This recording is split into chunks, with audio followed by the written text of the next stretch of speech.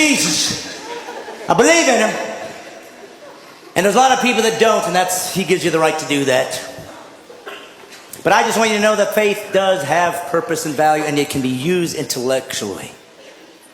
And people say, yes, what's the difference? The Bible's just another book. No, first off, that's wrong. The Bible's not a book. The Bible's 66 books. 40 different people wrote it. Over 1,500 years. There's never been a book like that in history. Ever. Does that make it the Word of God? No. It just means it's worth considering. Because there's never been a book like this. Gives you some reason to consider it over the others. Well, how about history? For hundreds of years, archaeology has used the Old Testament and New to find buildings, to find people, to find civilizations, to find kings that didn't exist or they didn't think they did. And suddenly the Bible said they're there, and they dug it up and there it was. Does that make it the Word of God? No. It means it's historically accurate. Real people really existed and really wrote down what they saw. It's worth considering. And then they said, we're going to have God show up, and lots of people said that. Lots of religions say it. Don't worry, we'll prove it as a rational God would do. I will do prophecies. I will show that I'm not trapped in linear time, that I can see beyond where you are. I will give prophecies to tell you what the guy, when I show up, when God appears on earth to reveal himself, I'll show you what he's going to look like. Over 300 prophecies. And then a man showed up one day named Jesus. And he said, I'm that guy. And he fulfilled all 300 prophecies. That's impossible.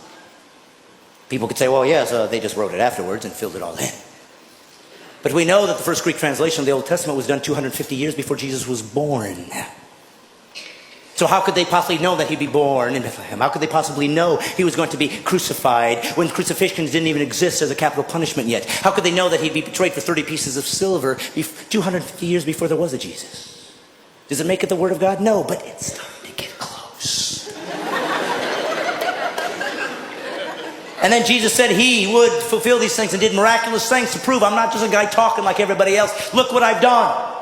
And some people believed and some didn't. That's how humans are. And then he said this, I'm going to prove it to you. I'm going to die.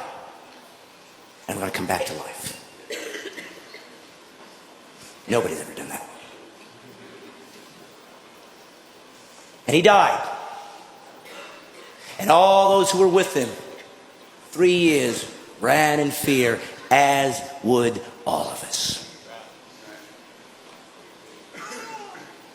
And they ran away and they said, I guess we were wrong. And then something happened.